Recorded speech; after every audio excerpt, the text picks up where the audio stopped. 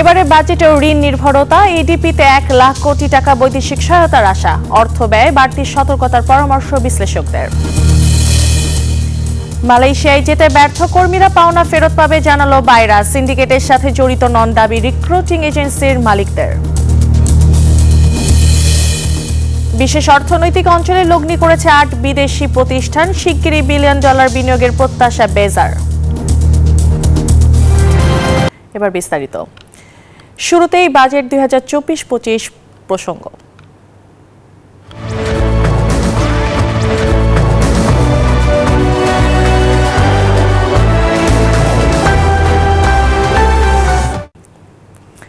2024-25 অর্থ বছরে আসে 7,97,000 কোটি টাকার বাজেট, যেখানে এনপিআর এর রাজস্ব আয়ের লক্ষ্য নির্ধারণ করা হয়েছে 4,80,000 কোটি টাকা। বৃহস্পতিবার বিকেলে যা পেশ করবেন অর্থমন্ত্রী। এবারের বাজেটে ঘাটতি থাকছে 2,56,000 কোটি টাকা।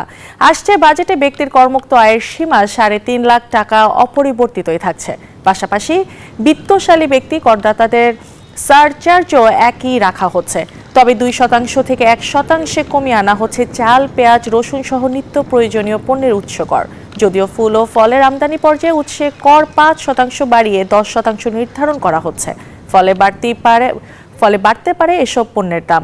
তালিকাভুক্ত অতালিকাভুক্ত কোম্পানিগুলোর কর্পোরেট কর হার 2.5% কমানোর প্রস্তাব করা হচ্ছে এবারের বাজেটে। আর 50 লাখ টাকা অধিক ক্যাপিটাল গেইন বা মূলধনী মুনাফার উপর কর দিতে হবে পুঁজিবাজারের বিনিয়োগকারীদের। আগামী অর্থ বছর উন্নয়ন বাজেট খুব একটা বাড়ছে না, তবে বাড়ছে ঋণ নির্ভরতা। প্রস্তাবিত এডিপিতে 1 লাখ কোটি টাকা বৈদেশিক ঋণ ও সহায়তা পাওয়ার আশা করছে সরকার। বিপরীতে কমছে স্থানীয় মুদ্রার ব্যয়। অর্থনীতিবিদরা বলছেন, ধীরে ধীরে ঋণ নির্ভর উন্নয়নের দিকে ঝুঁকছে বাংলাদেশ। নতুন বছরে প্রকল্প গ্রহণ ও অর্থ ব্যয়ে বাড়তি সতর্ক থাকার পরামর্শ তাদের। তবে অর্থ পরিকল্পনা মন্ত্রণালয়ের 2 প্রতিমন্ত্রী বলছেন, বাংলাদেশে ঋণ নেওয়ার সক্ষমতা বেড়েছে, আর তাই এ নিয়ে দুশ্চিন্তার কোনো কিছু নেই। হোসাইন শাহাদাতের প্রতিবেদনে বিস্তারিত। এক অর্থবছরে অবকাঠামো উন্নয়নে সরকার কত অর্থ ব্যয় করতে চায় সেই পরিকল্পনায় উঠে আসে বার্ষিক উন্নয়ন কর্মসূচি বা এডিপির হিসেবে। আগামী অর্থবছরে এই কর্মসূচিতে রয়েছে 2,65,000 কোটি টাকা ব্যয়ের পরিকল্পনা। মোট 1,258টি প্রকল্পে ব্যয় হবে এই অর্থ। এর মধ্যে 10 মেগা প্রকল্পেই যাবে প্রায় 52,000 কোটি টাকা। সরকার বলছে, মূল্যস্ফীতি নিয়ন্ত্রণের বিষয়টি মাথায় রেখেই এবার এডিপিতে বরাদ্দ বাড়ানো হয়নি খুব একটা। মাননীয় প্রধানমন্ত্রীর নির্দেশনা বরাবরই আছে যে অপ্রয়োজনীয় প্রকল্প না নেবার ক্ষেত্রে। কিন্তু আপনি যদি উন্নয়ন থেমে দেন, আপনি প্রকল্প যদি নেওয়াই কমে দেন, তাহলে তো দেশের অর্থনীতি তো রক্ত সঞ্চালন হবে না। 2024-25 অর্থ বছরে উন্নয়ন খাতে 2,65,000 কোটি টাকা ব্যয়ের পরিকল্পনা করা হচ্ছে, যা চলতি অর্থ বছরের মূল এডিপি চেয়ে মাত্র 2,000 কোটি টাকা বেশি।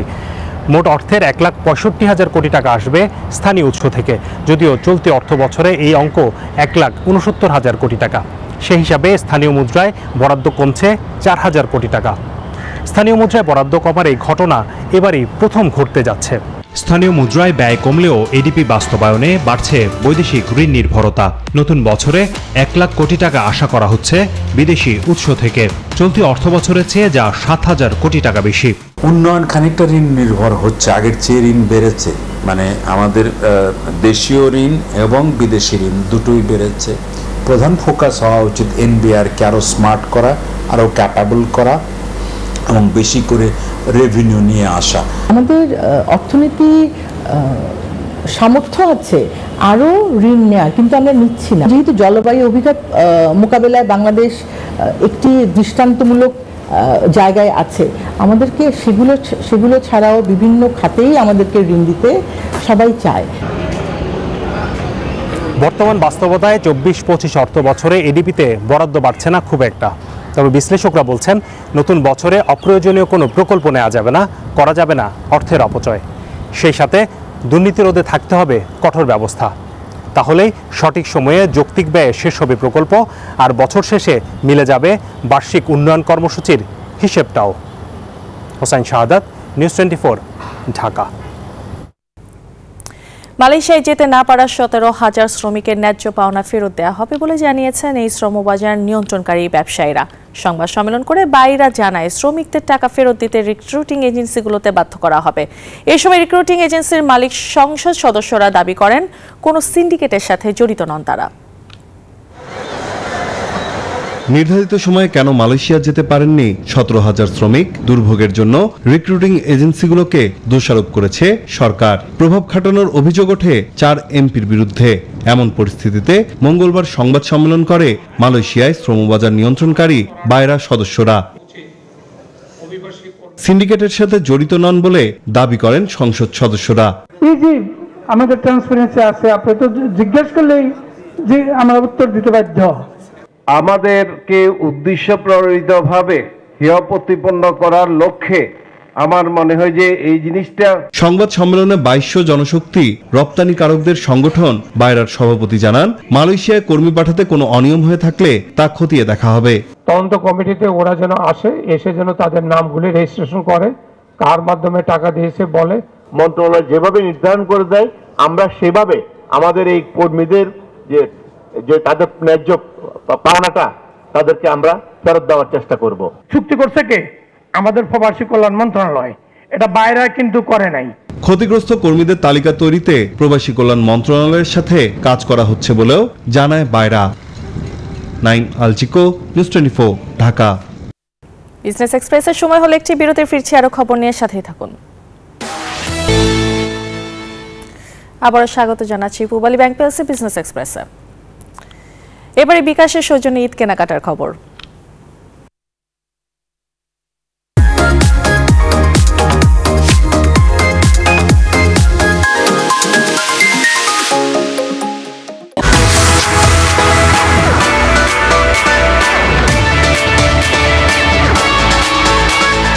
সবাইকে ঈদ উল আজহার অগ্রিম শুভেচ্ছা। দর্শক, আপনাদের সবাইকে স্বাগত জানাচ্ছি বিকাশের সৌজন্যে ঈদ কেনাকাটার খবরে। আজ আমরা আছি রাজধানীর বসুন্ধরা সিটি শপিং কমপ্লেক্সের ইনফিনিটির আউটলেটে।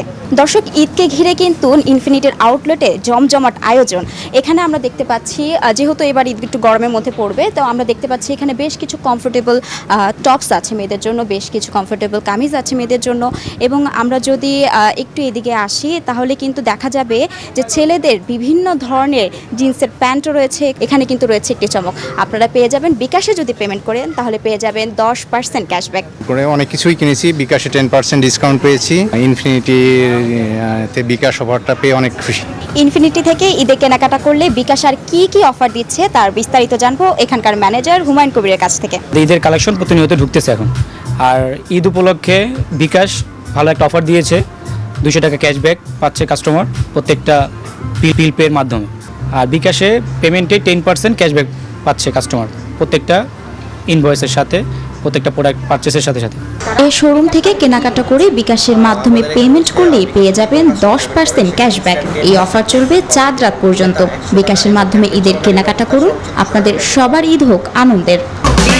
এই ঈদে দেশ জুড়ে কেনাকাটার ফুর্তি হবে শুধু বিকাশে, সাথে ডিসকাউন্ট কুপন, ইনস্ট্যান্ট ক্যাশব্যাক।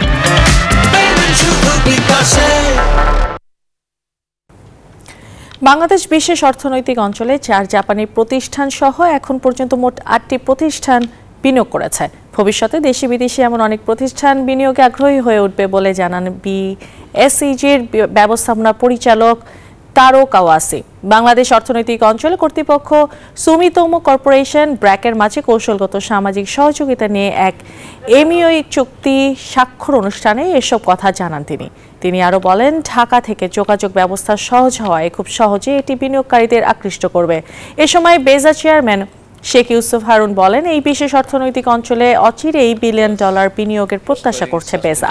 চুক্তির স্বাক্ষর অনুষ্ঠানে ব্র্যাকের নির্বাহী পরিচালক সহ আসিফ সালেহ সহ আরও অনেকে উপস্থিত ছিলেন। So currently we have 8 companies, and also out of 8 companies, currently we discuss 5 or 6 companies. So in very near day, we will receive more than 10 companies. We are committed to creating job opportunity, enhancing skill, improving healthcare and education, and fostering an environmental where everyone can thrive. সপ্তাহের তৃতীয় কর্মদিবসে দেশের পুঁজিবাজারে মূল্য সূচকের মিশ্র প্রতিক্রিয়ায় লেনদেন শেষ হয়েছে। বেড়েছে শেয়ার হাতবদলের পরিমাণও। মঙ্গলবার ঢাকা স্টক এক্সচেঞ্জের প্রধান সূচক ডিএসইএক্স 11.89 পয়েন্ট বেড়ে 5,247 পয়েন্টে অবস্থান নিয়েছে। পাশাপাশি বেড়েছে সরিয়া ভিত্তিক কোম্পানিগুলোর সূচকও। তবে বাছাই করা কোম্পানিগুলোর সূচক এদিন 4.43 পয়েন্ট হারিয়েছে। দিনভর এক্সচেঞ্জটিতে 593 কোটি টাকার শেয়ার ও ইউনিট হাতবদল হয়েছে, যা সোমবারের তুলনায় 201 কোটি টাকা বেশি। লেনদেনে অংশ নেওয়া কোম্পানিগুলোর মধ্যে 181টি শেয়ারের দাম বেড়েছে, কমেছে 147টির। বাকি 69টি প্রতিষ্ঠানের শেয়ারের দাম ছিল অপরিবর্তিত। অপর বাজার চট্টগ্রাম স্টক এক্সচেঞ্জের সার্বিক সূচক মঙ্গলবার 29 পয়েন্ট কমেছে। লেনদেন হয়েছে 93 কোটি 75 লাখ টাকার শেয়ার। পূবালী ব্যাংকের মোবাইল ব্যাংকিং অ্যাপ স্পাই এবং ইউসিবি ফিনটেক কোম্পানি লিমিটেডের উপায় ওয়ালেটের মধ্যে ফান্ড ট্রান্সফারের জন্য একটি চুক্তি স্বাক্ষরিত হয়েছে। চুক্তিতে নিজ নিজ প্রতিষ্ঠানের পক্ষে স্বাক্ষর করেন পূবালী ব্যাংকের অল্টারনেটিভ ডেলিভারি চ্যানেলের বিভাগ প্রধান ও উপমহাব্যবস্থাপক মোহাম্মদ রবিউল আলম এবং ইউসিবি ফিনটেক কোম্পানি লিমিটেডের অতিরিক্ত ব্যবস্থাপনা পরিচালক ও কোম্পানি সেক্রেটারি এটিএম তাহমিদুজ্জামান।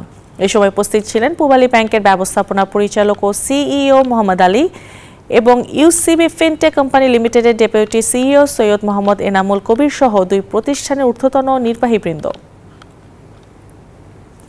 চাঁপাইনবাবগঞ্জে ভোলাহাটে চালু হলো ওয়ালটনের পরিবেশক শোরুম রিলায়েন্স এন্টারপ্রাইজ। সোমবার চাঁপাইনবাবগঞ্জের মেডিকেল মোড়ের রাকি প্লাজায় আনুষ্ঠানিকভাবে ওয়ালটনের এই শোরুম উদ্বোধন করেন চিত্রনায়ক আমিন খান। এ সময় উপস্থিত ছিলেন ভোলাহাট উপজেলা ভাইস চেয়ারম্যান মোহাম্মদ কামাল উদ্দিন, মহিলা ভাইস চেয়ারম্যান মোসাম্মদ শাহজাদি বিশ্বাস, ওয়ালটনের সিনিয়র এক্সিকিউটিভ ডিরেক্টর ও ডিস্ট্রিবিউটর নেটওয়ার্কের head of sales Firoz Alam, Reliance এন্টারপ্রাইজের স্বত্বাধিকার মোহাম্মদ জাহাঙ্গীর আলম। ঢাকার ইউনাইটেড কনভেনশন সেন্টারে হয়ে গেল United I gas LPG limited আয়োজিত ডিস্ট্রিবিউটর এবং রিটেইলার মিট প্রোগ্রাম। ঢাকার বিভিন্ন টেরিটরি থেকে আগত রিটেইলারদের নিয়ে সারা দেশব্যাপী এই অনুষ্ঠানে উপস্থিত ছিলেন ইউনাইটেড গ্রুপের চেয়ারম্যান ও ব্যবস্থাপনা পরিচালক মহিউদ্দিন হাসান রশিদ, আইগ্যাস ইউনাইটেডের সিইও আহমেদ আয়ুমান্থ পোলাট, সিএফও হারুন ওরতাজা সহ প্রতিষ্ঠানের অন্যান্য কর্মকর্তা এবং ডিস্ট্রিবিউটর বৃন্দ।